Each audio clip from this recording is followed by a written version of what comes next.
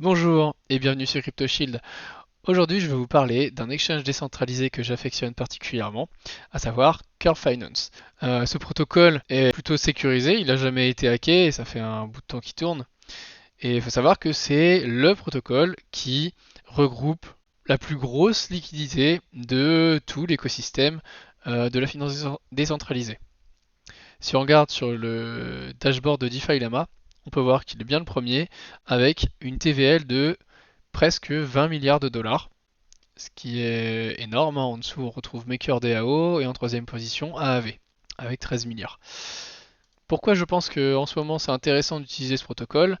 Eh bien tout simplement parce que la plupart des rewards sur le protocole sont payés en Curve, donc c'est le jeton natif de la plateforme qui est utilisé pour sa gouvernance.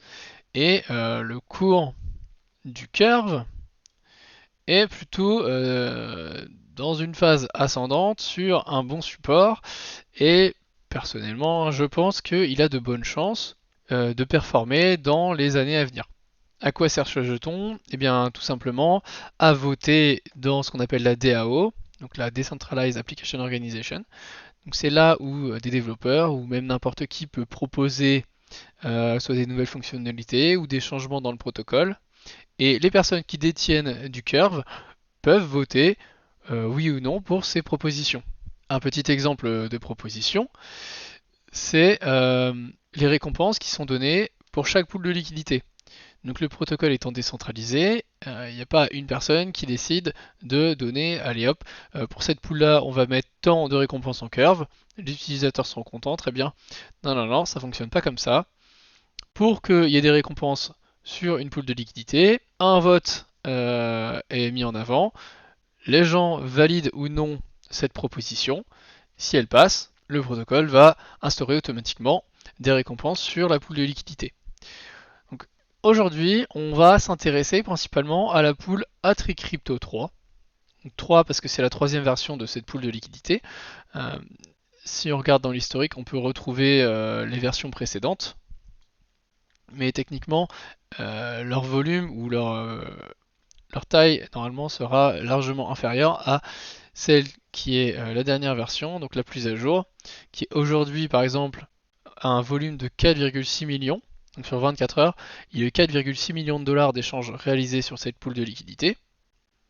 Je clique dessus. On peut voir qu'actuellement, il y a 12 millions de DAI, 16 millions d'USDC, 6 millions d'USDT, quasiment 800 Bitcoin et 11 175 Ethereum. Donc c'est une grosse pool de liquidité, je crois que c'est une des plus grosses de l'écosystème, euh, qui regroupe nos cryptos favoris, le Bitcoin, l'Ethereum, et des stablecoins. Comment elle fonctionne et qu'est-ce qu'elle permet? Eh bien tout simplement d'échanger facilement des bitcoins, des ethereum et des stablecoins dans une pool de liquidité avec peu de slippage parce qu'il y a énormément de liquidité.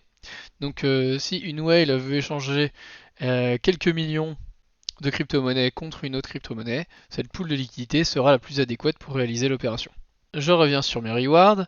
Donc aujourd'hui, on peut constater que les récompenses, si on stack sur cette pool de liquidité, seront de 16% en curve, donc le token dont je vous ai parlé tout à l'heure, et 1,63 APY sur le LP token. C'est-à-dire que si vous déposez dedans, à la fin de l'année, vous recevrez 1,63% de votre position totale, mais aussi 16,10% de votre position en curve. Comme je le disais tout à l'heure, je pense que c'est intéressant de farmer du curve parce que il y a de bonnes chances de performer dans l'année à venir et même dans un futur relativement proche. Donc ce que je vais vous montrer aujourd'hui, c'est comment déposer de la liquidité sur cette pool et voir comment on peut obtenir les 16% de récompense.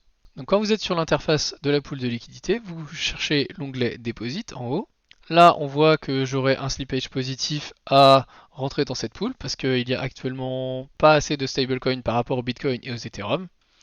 Si par exemple j'arrive avec des Bitcoins, j'aurai un slippage négatif de 0,15% parce qu'il y a trop de Bitcoin tout simplement. Donc tant mieux pour moi aujourd'hui, je peux ajouter ma liquidité avec un petit bonus. Je clique sur Deposit.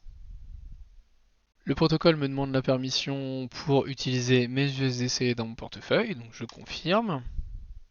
Et enfin, la deuxième transaction pour déposer mes USDC. Donc je confirme cette transaction. Et là, je vais déposer mes 11 USDC dans la pool de liquidité. Une fois que la transaction sera passée, c'est-à-dire tout de suite, je peux rafraîchir.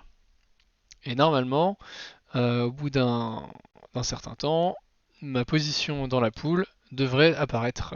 Voilà, il a fallu attendre quelques secondes, mais c'est enfin visible. Donc j'ai bien ma balance de 11 $ sur la pool de liquidité. Le problème, c'est qu'actuellement, je ne vais pas avoir de récompense. Pourquoi? Tout simplement parce que dans mon portefeuille aujourd'hui, j'ai donc un LP token qui représente ma position dans la pool de liquidité, mais ce jeton n'est pas stacké dans le protocole. C'est-à-dire qu'il n'est pas bloqué et il est obligatoire de stacker les jetons, donc les LP tokens, pour bénéficier des récompenses du protocole. Comment stacker les jetons quand on vient de récupérer des LP tokens? Dans l'onglet Deposit, toujours, dans les options avancées, vous pouvez cliquer sur Stake Unstaked, mettre un pourcentage, bon là je veux tout staker. J'ai une petite transaction pour donner l'autorisation au protocole d'utiliser non plus mes USDC maintenant, mais les LP tokens qui m'ont été fournis quand j'ai déposé la liquidité. Et enfin, la deuxième transaction pour effectivement valider le stacking de ces jetons. Maintenant, ma position va s'afficher différemment. Ce sera plus seulement une part de la pool de liquidité, mais une part stackée. Donc je viens de rafraîchir la page, et là j'ai bien des staked shares, toujours mes 11 USDC. Mais ces 11 USDC généreront 16% de rendement sur la pool de liquidité. Alors il existe d'autres méthodes que celle-ci pour obtenir des récompenses, et même auto-compound ces récompenses. Auto-compound, c'est-à-dire que là, par exemple, je reviens dans, je sais pas, une semaine, je vais avoir des curves, des jetons curves à récupérer. Plutôt que de les récupérer moi-même, de les revendre contre une des crypto-monnaies de la pool et après de les réinjecter, vous pouvez utiliser un yield optimizer tel que Bifi et déposer automatiquement votre position sur Bifi et il se chargera lui-même de faire l'auto-compound. Donc du coup, plutôt que de proposer 16% de rendement, il propose lui 21%. C'est normal. Cependant, attention avec ces protocoles-là, ça rajoute une couche par-dessus Curve Finance, donc vous devez faire confiance non plus à un protocole mais à deux. Et ensuite, il est possible que s'il impose des frais soit de dépôt, soit de retrait. Des fois c'est 0%, il n'y a pas de problème.